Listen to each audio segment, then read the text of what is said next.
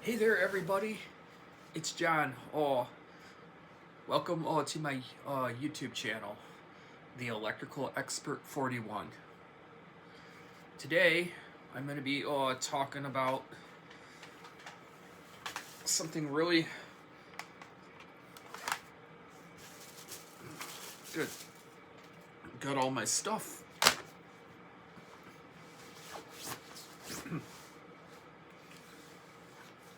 Today, I'm going to be talking about and answering some questions, including a friend of mine named Josh. And my friend the Brit Guru.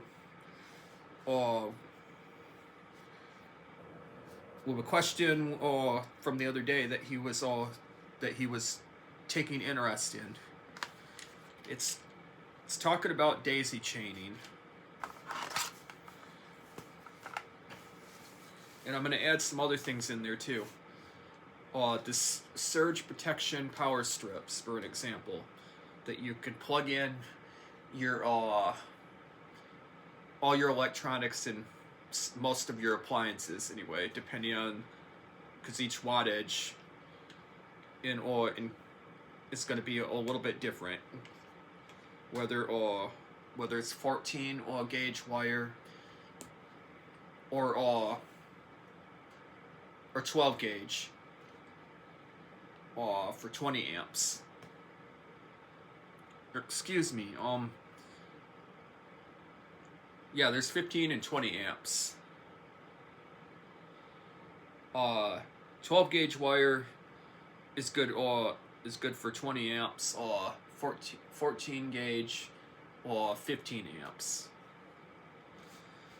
Now anyway, as we know, if not already, which most people would know this, but like surge protectors, the idea for surge protection power strips is that there's a special component inside and resistors and a bunch of other that are supposed to protect against power spikes, protect your appliances, your electronics, your plasma TV, game systems, Xbox, or whatever else you have plugged into them. Now, not all surge protection power strips or all surge protectors are equal. And companies all put a certain rating on them as well.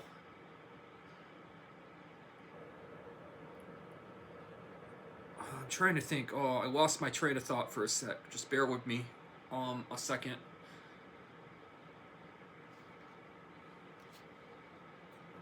Oh yeah. Surge protection power strips have a certain amount of, or surge protectors, they have a certain capacity of what they're of how much energy the surge protection is able to withstand before it fails.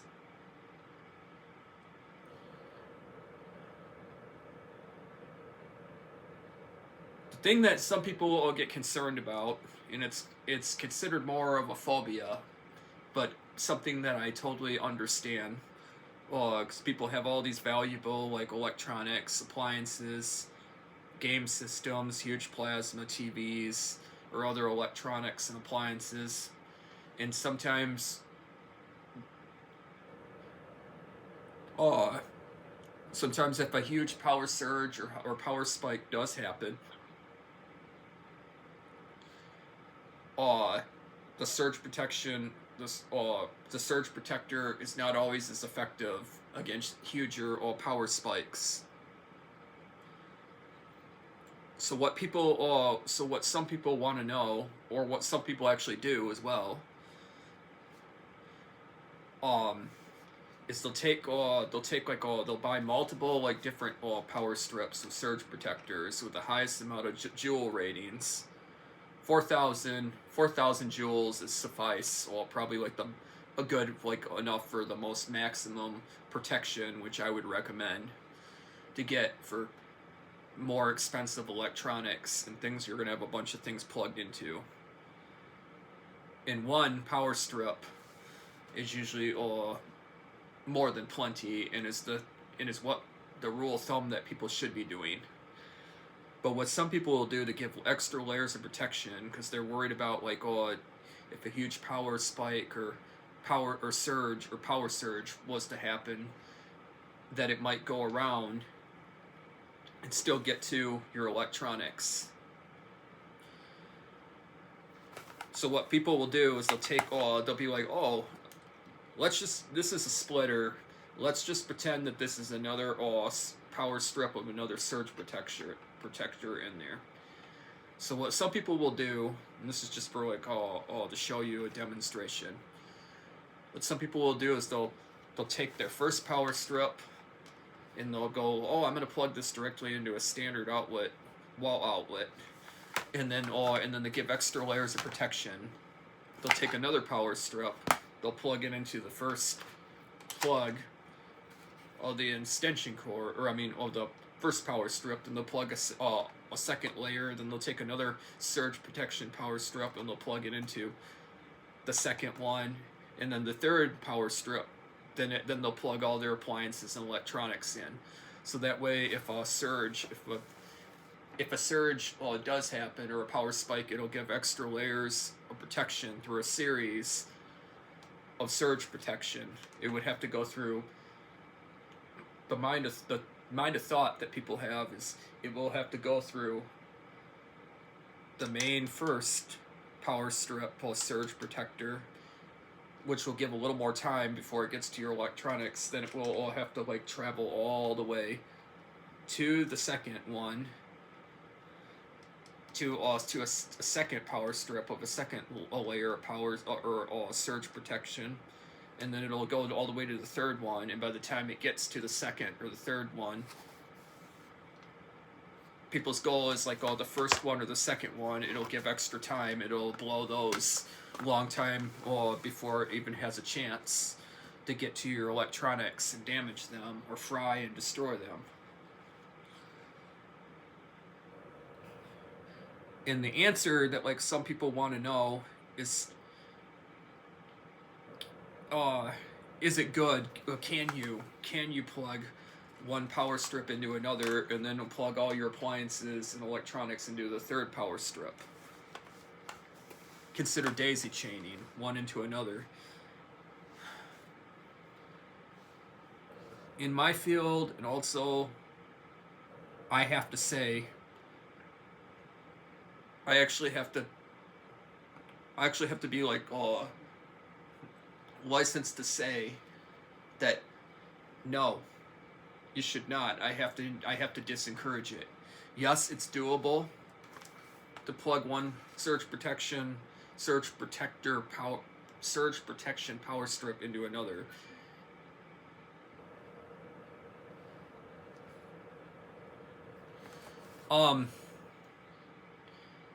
It's doable, but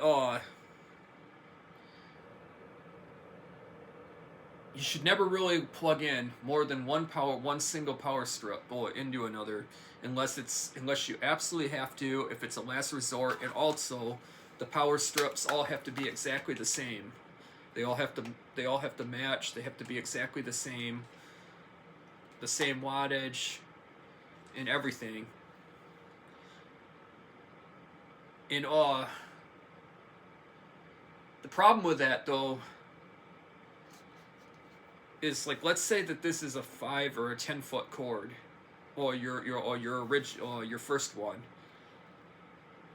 and then or let's say that it's 25 feet, a 25-foot cord, which is really long, and then you have one that's like, you have another surge protection power strip you're going to plug into the first one, and then your third one is a 25-foot cord, or a 10-foot cord, whatever the length of the cord is.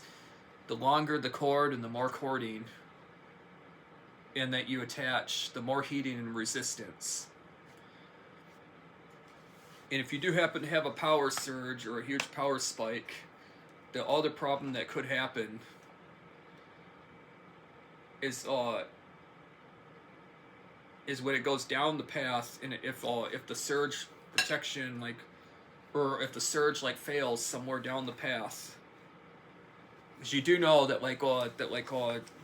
electricity, that's saying electricity is lazy, during a huge power spike or any kind of power surge,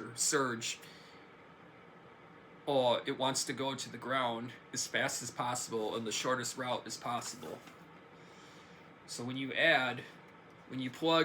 daisy chain and you plug in a longer cord into one another, not only does that mean more heating and resistance and a lot of resistance down the path, but but during a huge power surge or power spike, it might fail somewhere down the path before it even gets to the ground. And if it fails somewhere down the long path somewhere, or stops somewhere and fails, my humor will say you'll have the 4th of July going on somewhere out of the cord somewhere. You'll probably end up with a explosion somewhere or a big spark like somewhere that'll come out of the rubber of the cord, the insulation and everything somewhere down, and that'll be where it fails. And of course, that's a fire hazard as well.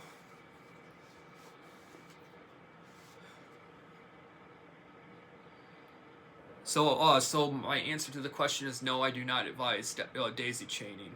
And if you absolutely are going to do it, like I said, as a last resort, you want to get a surge protection power strip that has the shortest length of cord as possible.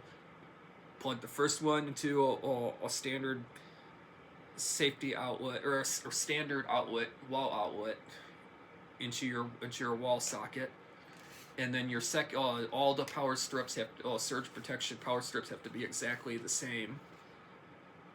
So that would mean you have to go buy in quantity 2 or 3 of the exact same power strips with the shortest length of cord as possible. The shorter the better. And then you could plug the first one into a standard outlet into your wall outlet, and then the second one with a short cord, and then your third one you plug all your appliances into and your electronics, whatever you want to have saved. But the other thing is to consider is what the wattage is and what you're going to be plugging in there. That's another factor. If you're going to be daisy chaining like that, is what things are you that you have to keep in mind is what kind of things are you going to be plugging into each socket.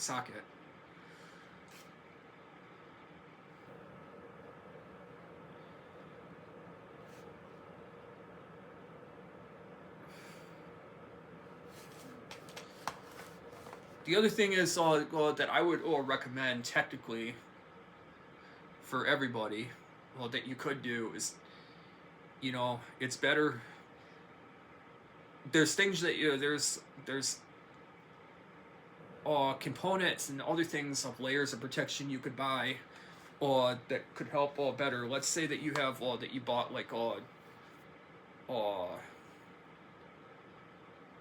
a plug-in receptacle, let's say for or wall strip, let's say, and it has GFCI protection for ground fault circuit interruption, and AFCI protection, which stands for arc fault circuit interrupter, and GFCI stands for ground fault circuit interrupter. You'll find that layer of protection usually in bathrooms, kitchens, anywhere where there's going to be a lot of moisture, or anywhere with contact of moisture or water. And if a GFCI protector detects more than 5 milliamps of a difference in current it'll trip that. It'll trip the GFCI test to reset switch. Keep you protected. And AFCI stands for arc fault circuit interrupter. Same thing pretty much with that, except the only difference with AFCI protection is it detects small arcs, small sparks, inside a cord. Let's say that there's loose wire or something, or somehow the rubber somehow nicks off a cord somewhere, and then the neutral and the hot conductor touch each other in arc, or even a small spark, it'll trip that. It'll trip the AFCI protection as well, to help prevent like fires and arcs.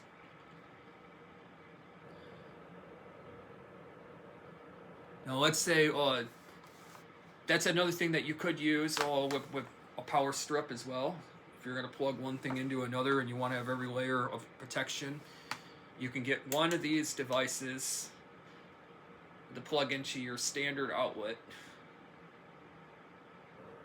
your standard wall outlet, that has GFCI protection and AFCI protection.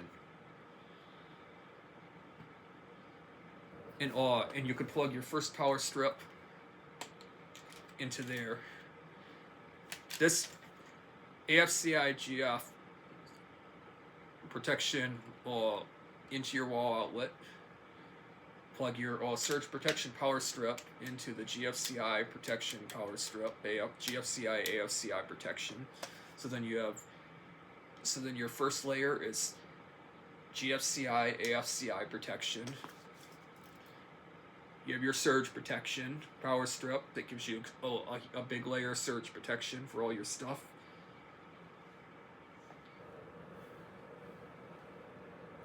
And then you can also plug in, if you like, into your main power strip.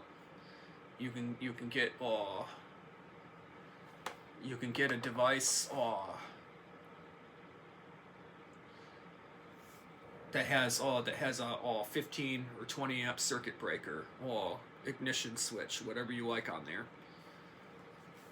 So that will also help for an overload or short circuit, which will also be a good tripping zone during or overcurrent. Anything that has like overcurrent will shut that down too. So then you have an all-in-one layers of each layer protection. That's the best way to go. It's a lot better than the daisy chaining method. Although, like I said, yes, daisy chaining one power strip into another is a last resort if you absolutely have to do it for whatever the reason may be, or just for the extra ease, if you have so many different electronics and appliances and you feel like you just have to add all these extra layers of surge protection as well to go with it, a series of layers of surge protection, then some people will do that. Like I said, that should only be done as a last resort. And do it with caution, and also remember and follow the steps and the guidance very carefully, especially that I've given in this video. And also, if you decide to do so, I will take no responsibility, no liability for any kind of like risk of damage to your electronics, your appliances, or any other situations that could go wrong. It is do it at your own risk. Like I said, daisy chaining, if you do decide to do it and you do exactly the way that I said, if you as a last resort, if you're absolutely going to do it, and do it exactly the way I said, or showed and said and explained that you could do. If you absolutely are going to do that is, so be it. But then do it the right way, the way that I told you to, and you should have no issues. But at the same time, I don't recommend it. I still have to discourage against doing it. I know that there's a lot of reasons, and sometimes it can just give an extra peace of mind.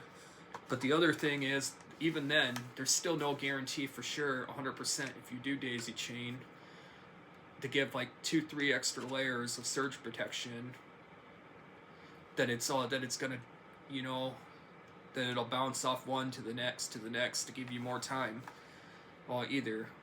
like I would think so, you know, usually, you know, if you do that, if you were to do that, yes, you will have multiple layers, like 3 or 4 different uh different surge protection devices that will have to like go one to another. So if one goes, then the next, then you still have the next one before it hits all your electronics and appliances.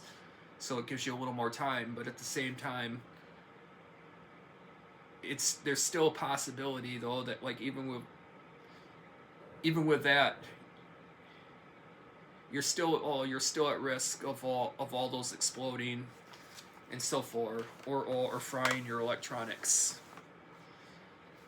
It's more likely, like I said, if the cord is too long and you have too much length and cording between each other, like I explained earlier in detail, it will fail somewhere down the cord, down the path somewhere, and you're going to have all this extra heating and resistance somewhere down the path, and it could cause the cording to get real hot and overheat as well and melt, and that too can be real dangerous. Now, I guess, you know, overhand, at the same time, thinking about it, I just thought about something. If you're absolutely going to daisy chain, then I recommend you get one of those devices, like I told you, that you plug into your main receptacle, wall outlet receptacle, that plugs in, and that has AFCI and GFCI protection. Both layers of protection, so then at least, you know, during a huge overload or a huge surge in changing and fluctuations in current, the GFCI and AFCI will trip long time before, so it'll shut down, hopefully anyway, the power. That doesn't always work. Don't count on that being your main source, because that is not a surge protector. That is not a surge protector though. But at the same time, during a huge rush of current, of incoming current and all that, or anything that could be considered, you know, an overload, could still trip your GFCI protection and your GFCI and AFCI protection long time before it even gets to your strips. To be able to melt the cord or fail somewhere down the cord or overheat or do anything at all. So that's another thing you could do if you're absolutely gonna daisy chain. Then make sure you plug your first power surge protection power strip source into the AFCI GFCI protection layer first. So that way it protects all your other from something going wrong down the cord and exploding or melting the cord.